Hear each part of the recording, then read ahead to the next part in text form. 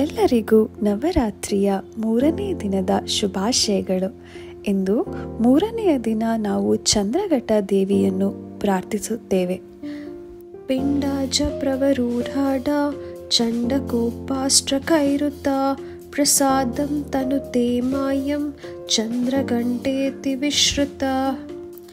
ಅರ್ಥ: ದೇವಿ ಚಂದ್ರಘಂಟ ಶತ್ರುಗಳನ್ನು ನಾಶ ಮಾಡುವ ಶಕ್ತಿ ಹೊಂದಿದ್ದರೂ ಭಕ್ತರಿಗೆ ಕೃಪೆಯಿಂದ ಶಾಂತಿ ಮತ್ತು ಸಮೃದ್ಧಿಯನ್ನು ನೀಡುತ್ತಾಳೆ.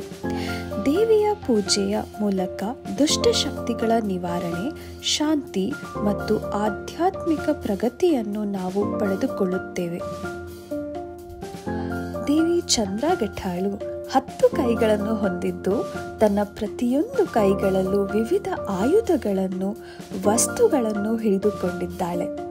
ಅವುಗಳೇನೆಂದರೆ ತ್ರಿಶೂಲ, ಗದೆ, ಕಮಲ, ಬಿಲ್ಲು ಮತ್ತು ಬಾಣ, ಕಮಂಡಲ, ಖಡ್ಗ, ಜಪಮಾಲೆ ಮತ್ತು ಗಂಟೆಯನ್ನು ಹಿಡಿದುಕೊಂಡಿರುವಂತೆ ಆಕೆಯನ್ನು ಚಿತ್ರಿಸಲಾಗಿದೆ. ಆಕೆಯ ಒಂದು ಕೈಯು ಅಭಯ ಮುದ್ರೆಯಲ್ಲಿದ್ದು ಇದರ ಮೂಲಕ ಆಕೆ ತನ್ನೆಲ್ಲ ಭಕ್ತರನ್ನು ಆಶೀರ್ವದಿಸುತ್ತಿರುತ್ತಾಳೆ. ಅವಳು ಚಿನ್ನದ ಮೈಬಣ್ಣವನ್ನು ಹೊಂದಿದ್ದಾಳೆ ಮತ್ತು ಧೈರ್ಯ ಹಾಗೂ ಶೌರ್ಯದ ಸಂಕೇತವಾಗಿ ನಿಂತಿರುವ ಹುಲಿಯ ಮೇಲೆ ಸವಾರಿ ಮಾಡುತ್ತಾಳೆ.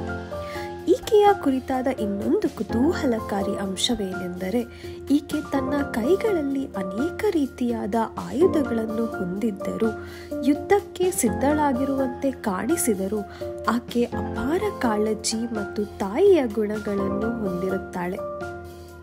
ಅವಳು ಯಾವಾಗಲೂ ಕೆಟ್ಟದ್ದನ್ನು ನಾಶ ಮಾಡಲು ಹೊರಟಿದ್ದಾಳೆ.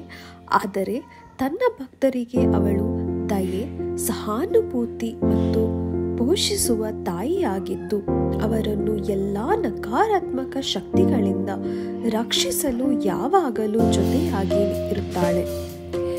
ಈ ದೇವಿಯ ಆರಾಧನೆ ಧೈರ್ಯವನ್ನು ಮತ್ತು ಬುದ್ಧಿವಂತಿಕೆಯನ್ನು ಪ್ರಚೋದಿಸಿ ಎಲ್ಲ ಆಧ್ಯಾತ್ಮಿಕ ಮತ್ತು ಭೌತಿಕ ಅವಘಡಗಳನ್ನು ನಿರ್ವಹಿಸಲು ಸಹಾಯ ಮಾಡುತ್ತದೆ.